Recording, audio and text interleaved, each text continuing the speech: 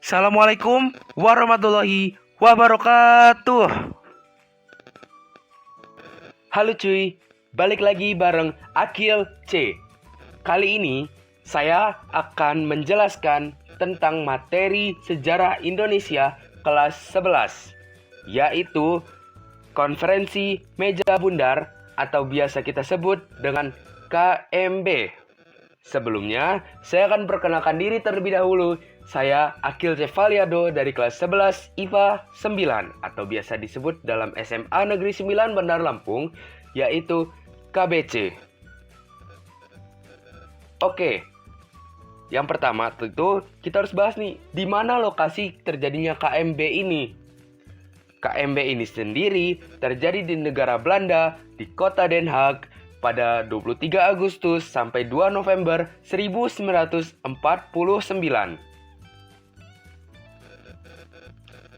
Nah, sebelumnya Indonesia dan Belanda itu sudah beberapa kali mengupayakan kemerdekaan lewat diplomasi.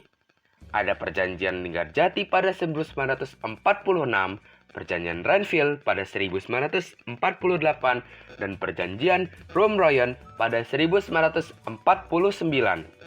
Nah, perjanjian Romeroyen inilah yang mengawali mengapa terjadinya KMB.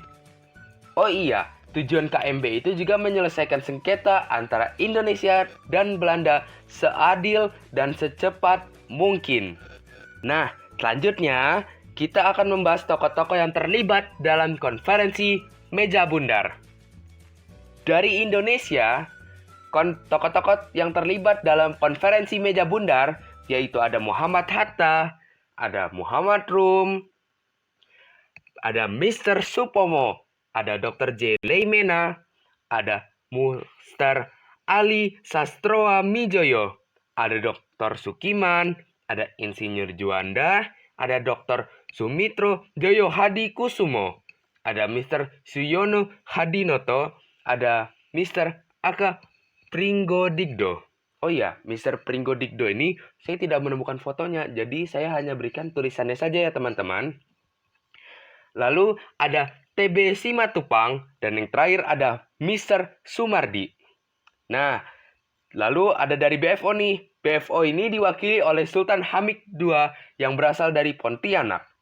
BFO sendiri adalah negara-negara bentukan Belanda yang meliputi negara Sumatera Timur, negara Pasundan, negara Jawa Timur, negara Madura, negara Indonesia Timur, dan juga negara Sumatera Selatan.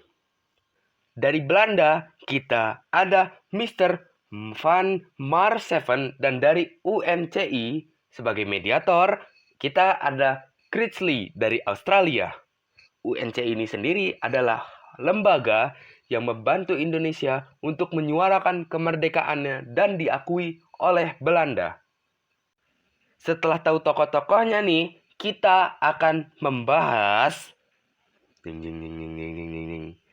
masalah sulit antara Indonesia dan Belanda dalam KMB.